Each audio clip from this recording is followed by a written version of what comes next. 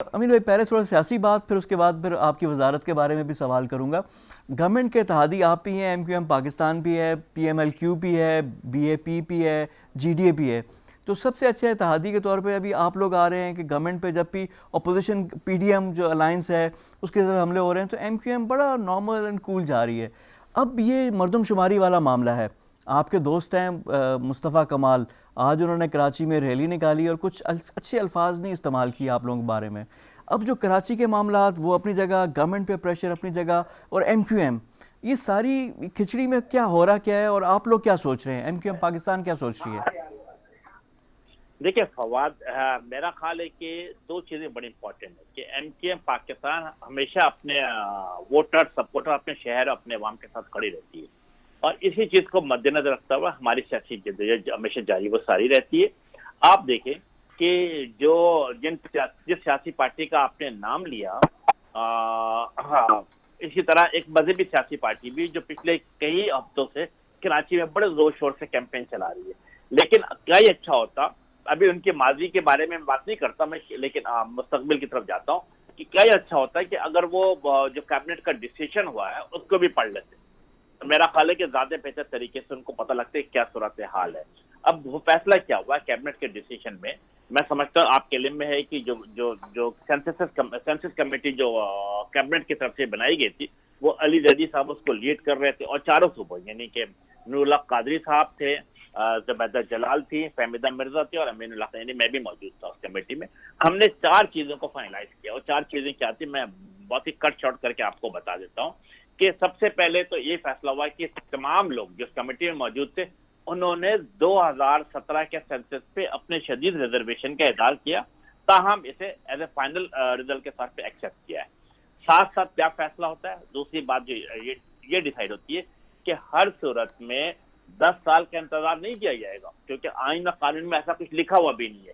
تو فیصلہ ہوا ہے کہ جلد از جلد، میں ریپیٹ کرتا ہوں، جلد از جلد کہ سینسس کا دوبارہ انعقاد کیا جائے، اور ایم کیو ایم کا ڈیمانڈ ہے کہ 2023 کے الیکشن سے پہلے، اور آپ کے علم میں ہے کہ کل اسد عمر اور گورنر صاحب تشریف لائے تھے، اور in principle it is agreed کہ 2023 سے پہلے سینسس کا دوبارہ انعقاد کیا جائے گا۔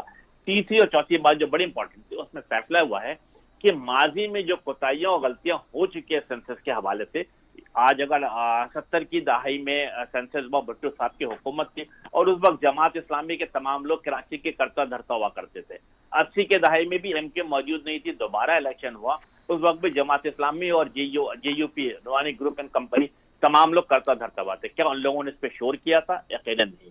اسی طریقے سے اگر آپ نے جس سیاسی پارٹی کا نام لیا، کمال اور جمال صاحب کی پارٹی کا، تو آپ دیکھیں کہ یہ وہ لوگ ہیں جنہوں نے ایم کیو تو وہ تھے کہ پریس کانفرنس بھی کی، ایوان میں بھی اس کے خلاف آواز اٹھایا، اور سپریم کورٹ آف پاکستان میں پٹیشن بھی داخل کی ہوئی ہے سینسس کے حوالے سے۔ لیکن جمال اور کمال کی پارٹی کیا تھی، وہ انہوں نے پٹیشن داخل کیا، اور 4 دن بعد پٹیشن سینسس کے خلاف وہ واپس بھی لے لی۔ اس کا مطلب کہ صرف اور صرف وہ پولیٹیکل بارگیننگ کرنا چاہتے اچھا ہیں۔ لیکن امین اور جو بھائی جو آپ نے جی ایک ضمن سوال بڑا امپورٹنٹ ہے کہ جو آپ نے بات کی ہے اس میں تو یہ ہوا کہ جو سینسس ہے وہ تو مان لیا آپ لوگوں نے، لیکن اب یہ جو سینسس ہوا تو آپ نے کہا اگلا بہتر ہوگا اور الیکشن سے پہلے ہوگا۔ اب بلدیاتی ہو نہیں پا رہے، بلدیاتی انتخابات کیا اسی پہ ہوگا جو آپ لوگوں نے مان لی ہے؟ اب یہ بڑا ایک سوال ہے۔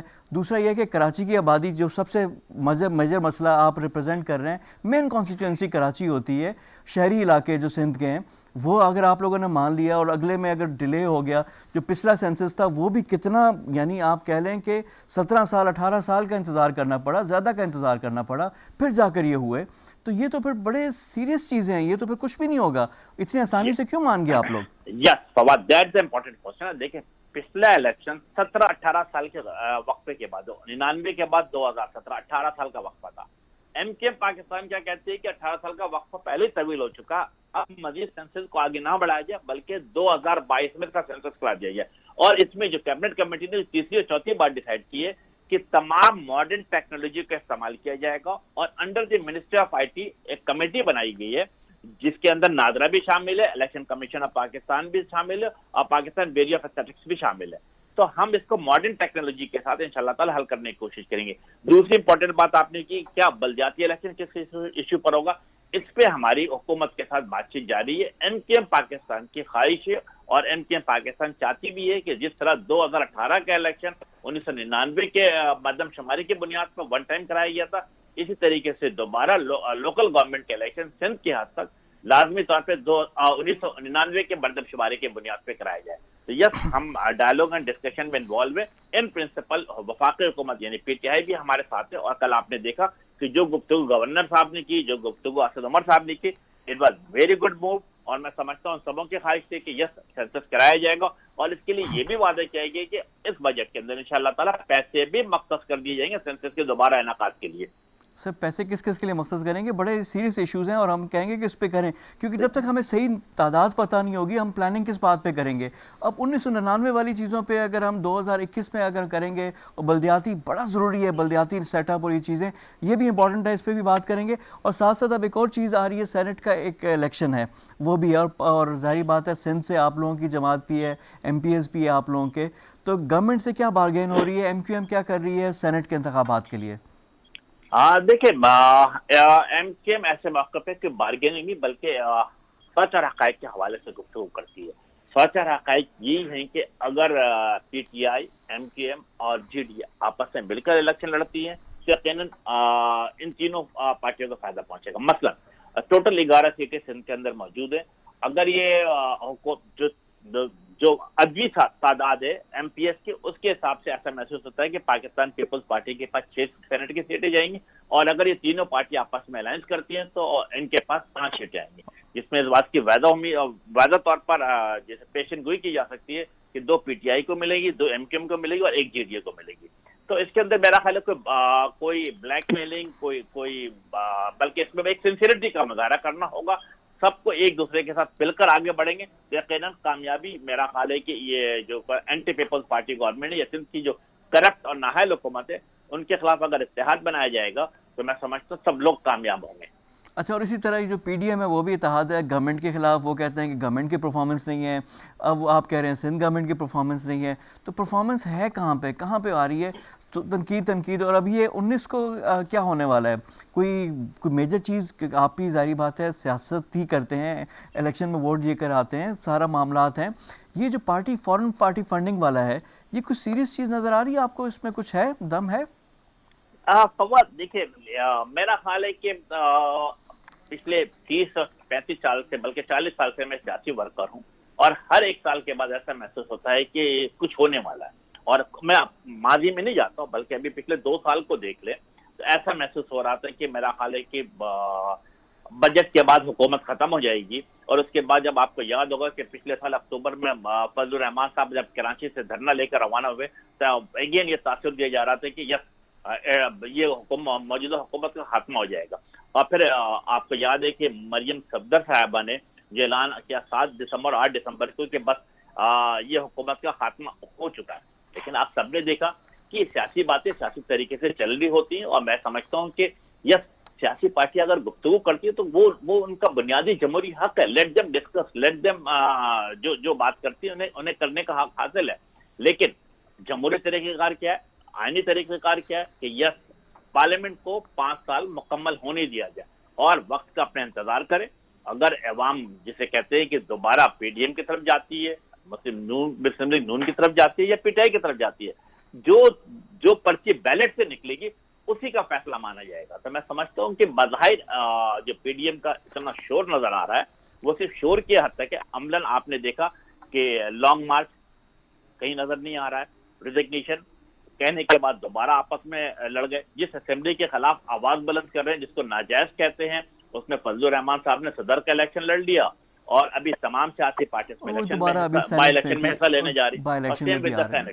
جی اچھا, اب تھوڑا سا میں آپ کی وزارت کے حوالے سے بھی سوال کروں گا. ایک بڑا ورلڈ وائڈ ایک چیز چل رہی ہے جو ایک اپلیکیشن ہے واٹس ایپ, اس نے پرائیویسی کے اپنے لاز چینج کیے. فیس بک اس نے پیرنٹ آرگنائزیشن ہے, اس سے ڈیٹا شیئرنگ کی بات ہوئی تو دنیا بھر کے جو کسٹمرز ہیں, جو صارفین ہیں, بڑے پریشان ہوئے. پاکستان میں بھی بڑی تعداد میں واٹس ایپ کا استعمال ہوتا ہے. انڈیا میں تو واٹس ایپ نے جو 10 میجر اخبارات اور جو میڈیا آؤٹلیٹس ہیں وہاں پہ تو بڑے اشتہاری مہم اور پہلا پورا صفحہ اپنے اس پہ کیا. پاکستان میں پرائیویسی کے حوالے سے اور کسٹمر پروٹیکشن اور لوگوں کی پروٹیکشن کے ڈیٹا کی پرائیویسی کے حوالے سے آپ کی وزارت کیا کر رہی ہے؟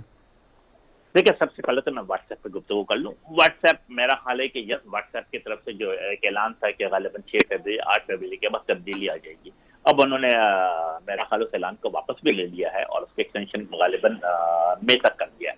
امپورٹنٹ بات کیا تھی کہ انہوں نے واضح طور پہ اس بات کی تردید کی تھی کہ ہمارے جو پرسنل اکاؤنٹ ہے اس میں کوئی تبدیلی نہیں کی جا رہی, بلکہ صرف اور صرف بزنس اکاؤنٹ میں تبدیلی کی جائے گی. تو میں سمجھتا ہوں کہ یہاں تک تو میرا خیال لوگوں کو مطمئن رہنا چاہیے کہ ایسی کوئی تبدیلی نہیں ہے. اسی طرح جہاں تک آپ نے دوسرا سوال اسی میں ضمنی سوال پوچھا کہ منسٹری آف آئی ٹی جو ہے وہ ڈیٹا پروٹیکشن بل کے حوالے سے کیا کام کر رہی ہے. ٹرسٹ می کہ اپنی جو منسٹری آف آئی ٹی اس کے اوپر بہت تیزی کے ساتھ کام کر رہی ہے.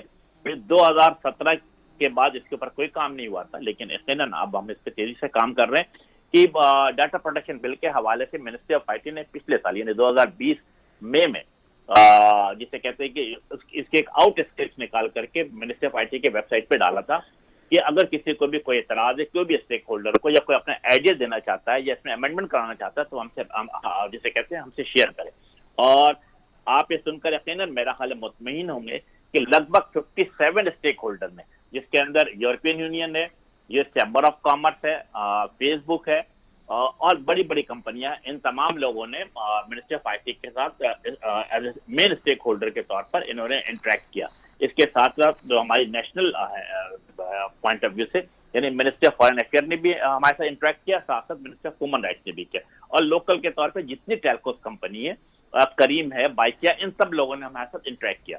اب کیا ہو رہا ہے, اب ہم نے ان تمام چیزوں کو پوائنٹ وائز ڈسکشن میں انوالو کر رہے ہیں اور اس کے چیزوں کو ہائی لائٹ کر رہے ہیں. آج سے 3 دن پہلے یعنی پچھلے جمعرات کو ہم نے 11:30 پہ باقاعدہ اس کے اوپر ڈاٹا پروٹیکشن بل پہ منسٹری آف آئی ٹی میں ایک میٹنگ رکھی گئی ہے اور سیکریٹری آئی ٹی کی قیادت میں ایک سب کمیٹی بنائی گئی ہے جو ان تمام معاملات کو دیکھے گی کہ کیسے تمام اسٹیک ہولڈر کو آن بورڈ لیا جائے, اور اس کے بعد ایک واضح 2 ٹوک ڈیٹا پروٹیکشن بل جس کے اندر سبجیکٹ کیا ہوگا کہ عام صارفین کے ڈاٹا کو پروٹیکٹ کیا جائے, ان کے اعتماد کو بحال رکھا جائے. اس کو بنیادی عنصر بنا کر کے انشاءاللہ تعالی تمام اسٹیک ہولڈر کے ساتھ شیئر کریں گے.